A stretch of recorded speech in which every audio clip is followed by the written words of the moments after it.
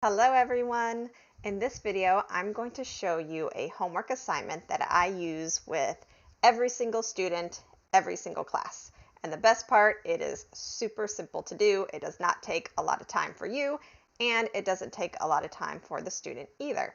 So when I used to work at VIP Kid, one piece of advice that I heard multiple times when writing feedback was you should never tell the student to practice certain words or practice sentences.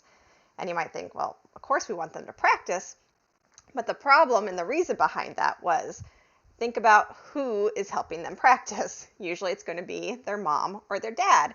And unfortunately, a lot of our students, their mom and their dad don't have proper pronunciation, and they might not have the English skills to help their child practice. So they might be practicing those words and those sentences that you ask them to practice, but they might be practicing them wrong. And as a teacher, we don't want our student to practice incorrectly because then it's harder to get them back to where they should be. We don't want that incorrect practice. We want them to practice the correct pronunciation, the correct words, the correct sentences.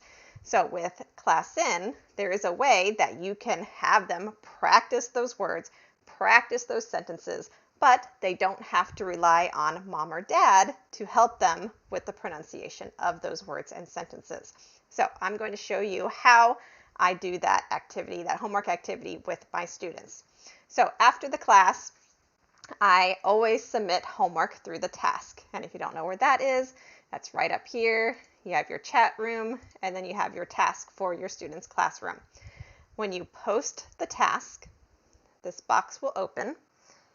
And at the bottom here, you're going to see different options for tasks that you can send or submit. What I do is I first type the words and the sentences. That way, if they want, for my older students especially, they can not just hear the word, but they can also see the written form of the word. So let's just write, hello, how are you today? So let's say that's the word I want them to practice and the sentence I want them to practice. And the way I choose my words and sentences, I don't want to overwhelm them with every single word necessarily or every single sentence. I usually choose words that they might have had a hard time pronouncing, sentences where they were getting the sentence structure mixed up, or just some sentences that I think would be really good for them to practice before our next class, even if they did well with them in class. So I try to limit it to no more than 6 or 7 words or sentences, depending on the student. And then at the bottom, you're going to see the microphone symbol. When you click on that, you have the screen bar at the bottom, and you just hit start. As soon as you hit start, you say the word or the sentence. Hello.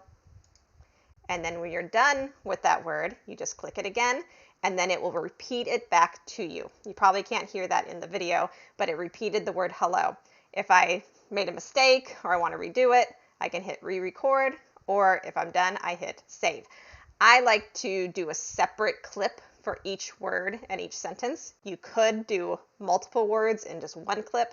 I like doing it in separate clips. So I'm going to hit save for hello.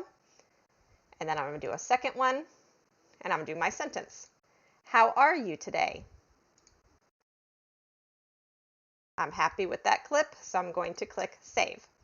So now I have my 2 audio clips for my student to practice. I don't write any directions because my students already know what to do. They know to listen to the audio clip, and then they will say it back, and I will show you how they then complete their homework. So I'm going to confirm. I'm keeping all of this information the same. You can change the date, of course, when you want it to be due. And you can allow them to submit late after that end date. So I'm going to click confirm. And now this task has been sent to my student. So what will the students see and what will they do? Here is my student, my iPad. And now I'm going to click on my task. And now I can see here, this is the task that I just submitted for the student. So they're going to click Take Task. And now they can see my words that I wrote and they can listen to the audio clips, and then they can do the same thing that I did to submit their homework. So they can first listen to the first clip, which again, you probably cannot hear in my video. And then once they listen, they will click on their microphone, hit start, and then they will say the word, hello. And then they hit save. And now it is uploading that clip. Then they could listen to the second audio clip, which was, how are you today? And then they click on their microphone, start, how are you today? Stop, and save. I really like how this is formatted. They don't have to memorize everything that you said. And that's why I like doing a single word, single sentence in each clip, because it's a lot easier for them to listen to just one word and then they say the word.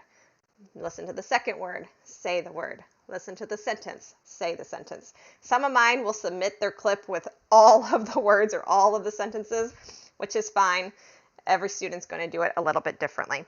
And then they can submit their homework for me. And voila, I can see that they have submitted their homework. So this is a really great way for them to do exactly what we were told not to do with VIP Kid, to practice saying those sentences, practice saying those words.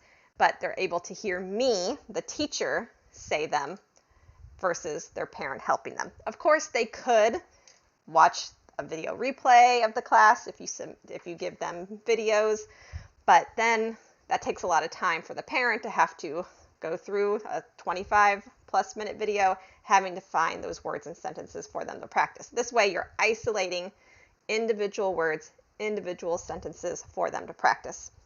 And of course, sometimes I listen to those recordings from my students and the pronunciation is still not correct, and that's okay. That lets me know that even listening to me on the recording, they're still having trouble with that sound or that word or that sentence. And then I can jot down my notes. We need to still practice this word or this sentence. And then at the beginning of our next class, we can practice that together where they can see my mouth and we can practice in the classroom. So I love it. I think my parents like it too. They haven't said anything negative or positive about it, but I would say 95% of my students do this homework every single time. And I think it's great practice for them because sometimes we don't see the student more than once or twice a week. So it's good for them to be able to hear that extra practice, extra pronunciation between our class time. Hope this is helpful. If you have any questions or any other suggestions for homework that I could check out, just let me know. Bye, everyone.